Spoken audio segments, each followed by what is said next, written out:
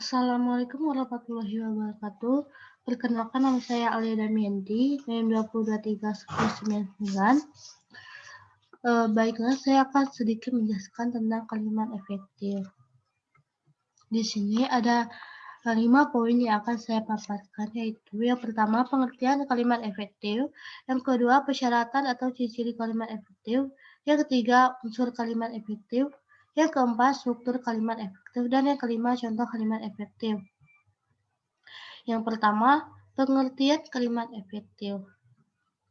Kalimat efektif merupakan kalimat yang memiliki kemampuan untuk menimbulkan kembali gagasan pada pikiran pendengar atau pembaca, seperti apa yang ada dalam pikiran pembicara atau penulis, atau kalimat yang dapat dipahami pembaca.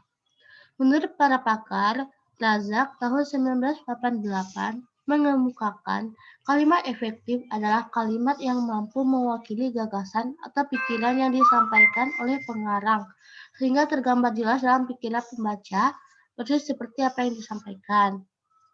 Yang kedua, menurut Manaw tahun 1999, memberikan definisi bahwa kalimat efektif adalah kalimat yang dapat mengungkapkan pikiran atau perasaan penutur atau penulis secara lengkap dan akurat, dan dapat dipahami secara mudah dan tepat oleh penyimak atau pembaca. Selanjutnya, menurut Semi tahun 1989, berpendapat bahwa kalimat efektif adalah kalimat yang harus memenuhi sasaran, mampu menimbulkan pengaruh dan meninggalkan kesan. Selanjutnya, menurut Ghani tahun 1999 mengemukakan bahwa kalimat efektif adalah kalimat yang memungkinkan yang pertama, pembaca mudah memahami dengan baik dan cepat pesan, berita, dan amanat yang disampaikan. Yang kedua, pembaca tergerak oleh pesan, berita, dan amanat itu. Yang ketiga, pembaca berbuat sebagaimana pesan, berita, dan amanat tersebut. Jadi, kalimat efektif adalah kalimat yang dapat mengungkapkan gagasan pemakainya secara tepat dan mudah dipahami pembaca. Selanjutnya, yang kedua, persyaratan atau ciri-ciri kalimat efektif. Menurut Arifin dan S. Amran tahun 2005 menyimpulkan ada 7 ciri-ciri kalimat disebut sebagai kalimat efektif. Yang pertama, kesepadanan struktur. Kesepadanan mengacu kepada keseimbangan antara pikiran, gagasan, dan struktur bahasa yang dipakai. Kesepadanan kalimat mengimplikasikan kesatuan gagasan yang kompak dan kepaduan pikiran. Kesepadanan dalam kalimat efektif dapat dinilai dengan ciri-ciri sebagai berikut. Yang pertama, kalimat itu mempunyai subjek dan predikat yang jelas. Kejelasan subjek dan predikat suatu kalimat dapat dilakukan dengan menghindarkan penggunaan kata depan di, dalam, bagi, untuk, pada, dan sebagainya di depan subjek. Yang kedua, tidak terdapat subjek yang ganda. Yang ketiga, beberapa kata penghubung intrakalimat seperti sehingga, dan, atau, lalu, kemudian, sedangkan, bahkan tidak digunakan pada kalimat tunggal. Selanjutnya, yang kedua, kehematan kata. Kehematan dalam kalimat efektif adalah menghindari penggunaan kata, frase, atau bentuk lain yang tidak perlu, yang mana tidak menyalahi kaidah tata bahasa, dan tidak mengubah makna kalimat. Penghematan dapat dilakukan dengan cara sebagai berikut. Yang pertama, hindari penggulangan subjek yang tidak diperlukan. Yang kedua, hindari penggunaan superordinat pada hiponimi kata. Yang ketiga, hindari kesinoniman dalam satu kalimat. Yang keempat, hindari penjamakan kata-kata yang sudah berbentuk jamak. Yang ketiga, kesejajaran bentuk. Kesejajaran bentuk atau paralelan adalah kesamaan bentuk yang digunakan dalam kalimat yang dibuat. Artinya, kalau bentuk pertama menggunakan ungkapan nominal, bentuk kedua dan seterusnya juga menggunakan bentuk nominal. Kalau yang pertama menggunakan bentuk verbal, hendaknya yang kedua atau seterusnya juga menggunakan kalimat bentuk verbal. Selanjutnya yang keempat, ketegasan makna atau penekanan. Hal ini menunjukkan ide pokok dalam kalimat. Kalimat itu memberikan penekanan atau penegasan makna dengan menunjukkan kata-kata yang ingin ditekankan. Ciri-ciri penegasan kalimat efektif sebagai berikut. Yang A, meletakkan kata yang ingin ditonjolkan maknanya di depan kalimat. Yang B, membuat urutan kata secara bertahap sehingga akan menghasilkan makna yang lebih mendalam. Yang C, melakukan pengulangan kata. Yang D, melakukan pertentangan atau perbandingan terhadap kata yang berusaha ditonjolkan dalam kalimat tersebut. Yang E, menggunakan partikel penegas sehingga akan menghasilkan kalimat yang sesuai maknanya. Selanjutnya yang kelima, kologisan. Kologisan adalah ide yang ada dalam kalimat itu dan dapat diterima oleh akal dan sesuai dengan ejaan yang berlaku. Kologisan dilihat dari segi makna kalimat yang disusun oleh penulisan. Salah satu cara untuk membuat kalimat logis adalah dengan memperhatikan struktur susunan unsur kata yang dibuat. Yang keenam, kepaduan. Kepaduan dalam kalimat efektif dimaksudkan sebagai kepaduan pernyataan dalam kalimat itu sehingga informasi yang disampaikan tidak terpecah-pecah.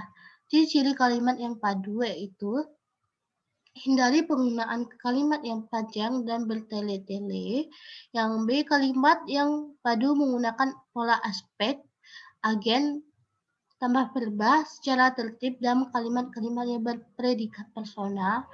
Yang C, kalimat yang padu tidak perlu menyesuaikan sebuah kata antara predikat, kata kerja, transitif, dan objek penderita. Selanjutnya, kecelematan. Kecelematan dalam kalimat efektif dimasukkan sebagai kalimat yang tidak menimbulkan pengertian ganda dan tepat dalam pilihan kata. Hal ini mengacu kepada pembentukan kalimat ambigu dalam tulisan yang dibuat. Pembentukan kalimat ambigu bisa terjadi ditinjau dari bentuk kalimat yang susunan unsur kalimat tidak beraturan sehingga akan membuat kesalahan dalam pemaknaan. Kecermatan dalam kalimat efektif juga ditinjau dari penulisan huruf, pemakaian tanda baca, penulisan unsur serapan, dan pemilihan kata yang sesuai di dalam kalimat. Selanjutnya yang ketiga itu unsur-unsur kalimat efektif. Unsur-unsur kalimat efektif ada 4 yaitu atas subjek, predikat, objek, dan keterangan atau disingkat SPOK. Yang pertama ada subjek, bagian dari kalimat yang menunjukkan pelaku yang dapat berupa orang, tempat, atau benda. Yang kedua, predikat, bagian kalimat yang menunjukkan apa yang dilakukan oleh subjek, biasanya berupa kata kerja. Yang ketiga, objek, bagian kalimat yang menunjukkan hal atau benda yang menjadi sasaran, biasanya berupa nomina. Yang keempat, keterangan, kalimat yang menunjukkan tujuan, cara, waktu, tempat, atau sebab akibat, biasanya ditandai dengan penggunaan konjungsi atau kata hubung. Yang keempat, ada struktur kalimat efektif. Struktur kalimat efektif mengikuti jenis kalimat, struktur penempatan subjek, predikat, objek, dan keterangan sesuai jenis kalimat yang akan dibuat. Struktur kalimat efektif haruslah benar. Kalimat itu harus memiliki kesatuan bentuk, sebab kesatuan bentuk itulah yang akan menjadikan adanya kesatuan arti. Yang kelima, contoh kalimat efektif.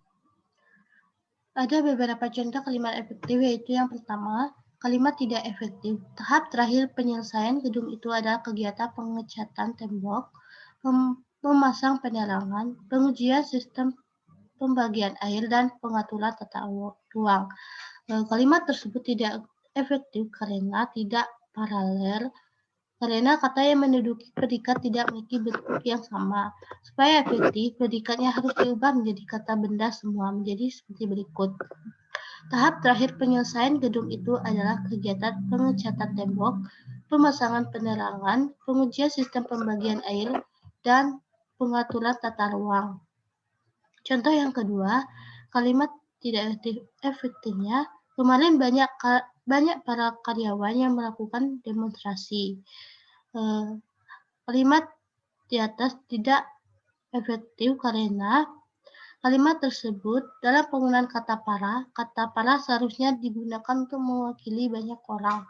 Sedangkan dalam kalimat tersebut sudah menggunakan kata banyak, jadi tidak efektif bila dalam satu kalimat menggunakan dua kata yang bermakna sama.